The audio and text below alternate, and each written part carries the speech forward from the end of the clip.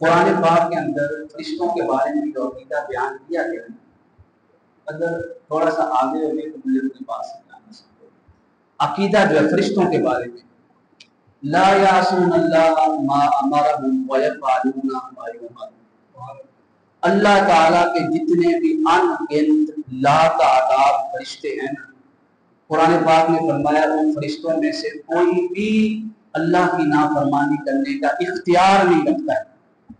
وَيَفْعَلُونَ مَا يُؤْمَرُونَ، وہ وہی کرتے ہیں جس کا حکم انہیں اللہ نے دیا ہوتا ہے۔ تو یہ جو قصہ ہے نا کہ وہ فطرت جو فرشتہ تھا، یہ اس وقت کتابوں میں آ گیا، لوگوں نے نقل کر دیا کتابوں کے اندر، پھر واقعات یہ محفل کے اندر بھی علماء بیان کرتے ہیں۔ اندازہ کریں آپ، علماء، اگر میں یہ تصریح نہ کروں آپ کے سامنے، اگر ہم کہتے ہیں اس فرشتے سے خطا ہوئی تو کس کا انکار ہو جائے گا؟ قرآن پاک کا انکار۔ تو قرآن پاک کا انکار کیا ہے؟ کفر ہے۔ جو شخص بھی یہ واقعہ بیان کرتا ہے اس کو شاید یہ مسئلہ معلوم نہیں ہے، جس وجہ سے وہ یہ واقعہ بیان کر دیتا ہے، کفر کا فتویٰ نہیں لگے گا۔ لیکن صحیح عقیدہ کیا ہے؟ اللہ کا کوئی بھی فرشتہ اللہ تعالیٰ کی نافرمانی کرنے کا اختیار نہیں رکھتا ہے۔ اگر ہم کہتے ہیں کہ نافرمانی کی اور امام حسین علیہ السلام کے صدقے اللہ نے اس قصے کو معاف کر دیا تو اس سے قرآن کا انکار لازم آتا ہے۔ یہ عقیدہ صحیح۔ دوسری دلیل کوئی آپ کو یہ دے سکتا ہے قرآن پاک سے، کیا دلیل ہے؟ کہ بابل کے مقام پہ جو دو فرشتے نازل ہوئے تھے، ہاروت اور ماروت، وہ کہتے ہیں یہ دو فرشتے نازل ہوئے، انہوں نے لوگوں کو جادو سکھایا، جادو سکھایا تو اس کی وجہ سے یہ کیا ہو گیا؟ لا کافر ہو۔ یہ واقعہ بھی بڑی بڑی تفاسیر میں لکھا ہوا ہے، قرآن کا انکار لازم آتا ہے۔ بہت سی کتابیں لکھنے والے جو مصنف ہوتے ہیں نا، بغیر تحقیق کے جو بات نقل تر نقل چلتی آ رہی ہوتی ہے اس کو اپنی کتابوں کے اندر لکھ دیتے ہیں۔ قرآن پاک نے جہاں پہ ہاروت اور ماروت کا واقعہ بیان فرمایا ہے وہاں پہ واضح کر دیا، فرمایا ہاروت اور ماروت کو جو ہم نے نازل کیا تھا نا، وہ صرف کیوں نازل کیا تھا؟ وہاں کے لوگوں کی آزمائش کے لیے نازل کیا تھا۔ کوئی بھی ان کے پاس آتا تھا نا جادو سیکھنے کے لیے، وہ کیا کہتے تھے؟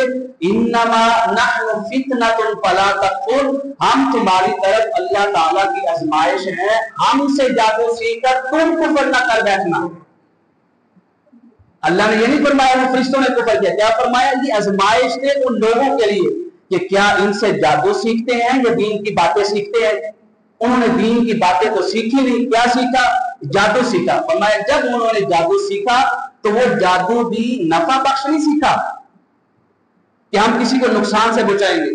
کیا جادو سیکھا؟ ما بین المرء و زوجہ، تاکہ میاں اور بیوی کے درمیان جھگڑا کروا دیں، طلاق کروا دیں، تفریق کروا دیں، جدائی کروا دیں۔ فرمایا انہوں نے جادو بھی سیکھا تو وہ سیکھا جو قرآن پاک نے فرمایا جو نقصان پہنچانے والا تھا۔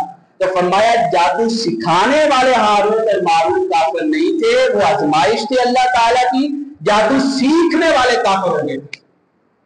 تو لہذا پہلا عقیدہ فرشتوں کے بارے میں کیا ہونا چاہیے ہمارا؟ معصوم عن الخطا، معصوم عن الخطا۔ اور انبیاء کرام علیہ السلام کے بارے میں کیا عقیدہ ہونا چاہیے؟ معصوم عن الخطا۔ اولیاء کرام، اصحاب کرام، اہل بیت عظام، ان کے بارے میں کیا عقیدہ ہونا چاہیے؟ محفوظ عن الخطا، کہ ان سے غلطی ہو سکتی ہے، خطا ہو سکتی ہے، پر اللہ تعالیٰ کے ان کے اوپر اتنا فضل ہوتا ہے کہ رب کائنات ان کو غلطی سے، خطا سے محفوظ رکھ لیتا ہے۔ اور محفوظ کا دوسرا معنی کیا ہے؟ اگر غلطی ہو جاتی ہے تو یہ اپنی غلطی پہ تاخیر نہیں کرتے ہیں بلکہ فوراً اس غلطی کے اوپر اللہ کی بارگاہ میں توبہ کر لیتے ہیں۔ یہ عقیدہ، بہت عقیدہ اس کو کہتے ہیں جو قرآن و حدیث کے مطابق، عقیدت کے مطابق نہیں۔ یہ بات سمجھنا، عقیدہ عقیدت کے مطابق ہو تو کفر بھی ہو سکتا ہے۔ ہماری عقیدت یہ کہتی ہے، پر ہماری عقیدت کے اوپر قرآن و حدیث جو ہے اس کے خلاف دلائل دیتا ہے۔ اب یہ جو عقیدہ ہے جو عقیدت کے مطابق آیا ہے یہ کفر بن جائے گا۔ اگر یہی عقیدہ قرآن اور حدیث کے مطابق ہو جائے تو اس کو عین ایمان کہتے ہیں اور اس کو عین سنیت کہتے ہیں۔ سنیت کا نام یہ نہیں ہے کہ ہماری عقیدت میں جو ہے وہ ہم اسٹیج پہ بیٹھ کے بولتے چلے جائیں نا، سنیت کیا ہے؟ قرآن و حدیث میں